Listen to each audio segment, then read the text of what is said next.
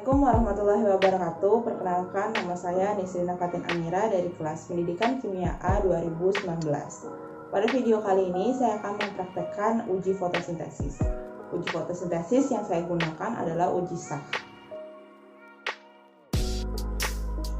Tujuan dari percobaan ini adalah membuktikan keberadaan amilum dalam daun setelah penyinaran sebagai hasil dari proses fotosintesis. Dan yang kedua adalah mengidentifikasi pengaruh dari cahaya terhadap hasil fotosintesis.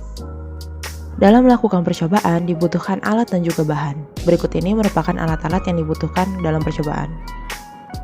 Yang pertama panci, kemudian aluminium foil, gunting, paperclip, kapas, wadah gelas kaca, dan juga kantong kresek. Sementara itu bahan yang digunakan adalah air, daun, alkohol 70%, dan betadin.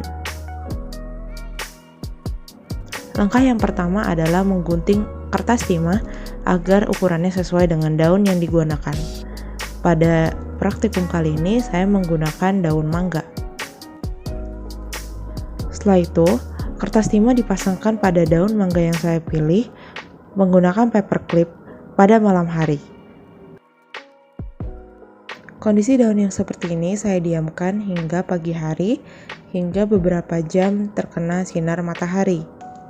Kemudian kita petik daun mangga yang kita tutupi timah semalam untuk dianalisa lebih lanjut keberadaan karbohidratnya. Kemudian dilepaskan paperclip dan juga kertas timah yang mengelilingi daun mangga. Amati kondisi fisik daun agar kita dapat membedakan perubahan fisik yang terjadi pada daun setiap langkah uji fotosintesis ini.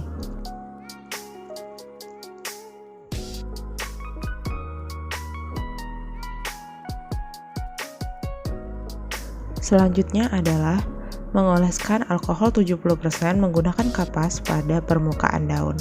Hal ini dilakukan agar memudahkan daun untuk mengekstraksi klorofilnya.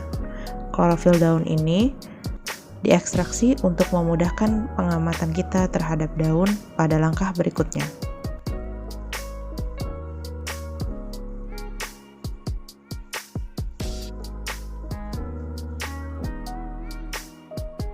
Lalu kita diamkan daun yang sudah diolesi dengan alkohol 70% tadi.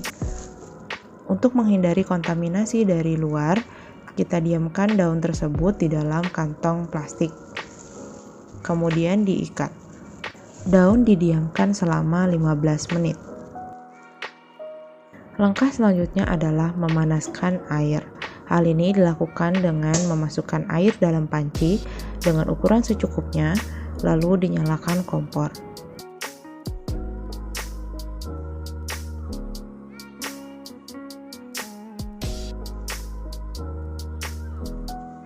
Setelah mulai mendidih, kita masukkan daun yang sudah didiamkan tadi ke dalam panci. Daun direbus hingga 10-15 menit. Proses ini dilakukan dengan tujuan untuk mematikan sel-sel yang ada pada daun. Hal ini dilakukan untuk mempermudah pengamatan terhadap karbohidrat dalam daun.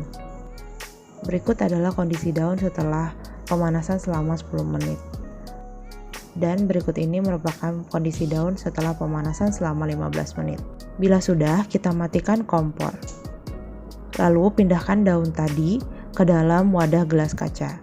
Karena panas, saya di sini menggunakan sumpit untuk memindahkannya.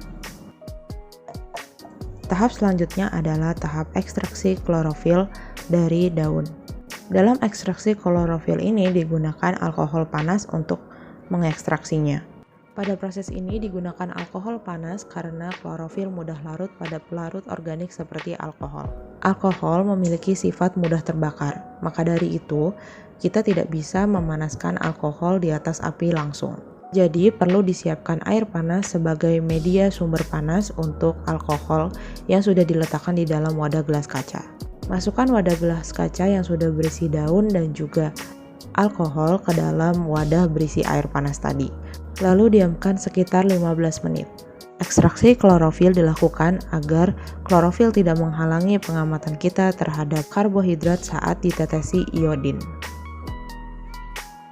Langkah selanjutnya adalah Kita angkat wadah gelas kaca tadi, kemudian kita keluarkan daun mangga yang sudah diekstraksi klorofilnya di atas piring. Pada tahap ini akan dilakukan uji iodin pada daun untuk mengamati apakah ada amilum atau tidak di dalam daun. Pada tahap ini digunakan reagen berupa iodin dengan betadin yang mana sesuai prinsipnya didasarkan pada sifat adsorpsi yang dimiliki oleh polisakarida. Struktur amilum itu sendiri berupa helix yang memiliki ruang di antara putarannya. Pada struktur helix dapat menampung molekul iodin, sehingga polisakarida dan iodin dapat bereaksi dan membentuk kompleks berwarna biru kehitaman bila terdapat amilum. Dalam menguji keberadaan amilum, langsung saja diteteskan reagen iodin tersebut di atas daun. Setelah penetesan betadin, didapatkan perbedaan warna pada bagian daun yang ditutupi kertas timah dengan yang tidak ditutupi oleh kertas timah. Namun, perbedaan yang terlihat tidak signifikan. Hal ini mungkin terjadi karena penyinaran yang kurang lama. Iodin pada daerah yang ditutupi timah tidak mengalami perubahan warna, sementara pada daerah yang tidak ditutupi timah, warna iodin berubah menjadi biru kehitaman.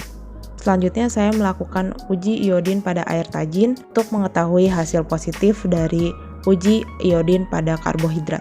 Sama seperti bagian daun yang tidak ditutupi timah, uji iodin pada karbohidrat menunjukkan hasil positif berupa perubahan warna menjadi biru kehitaman.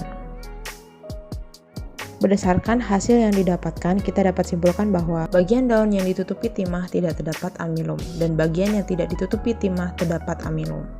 Kemudian, cahaya matahari dalam hal ini memengaruhi keberadaan amilum sebagai hasil fotosintesis. Sekian percobaan kali ini, terima kasih telah menonton, semoga bermanfaat.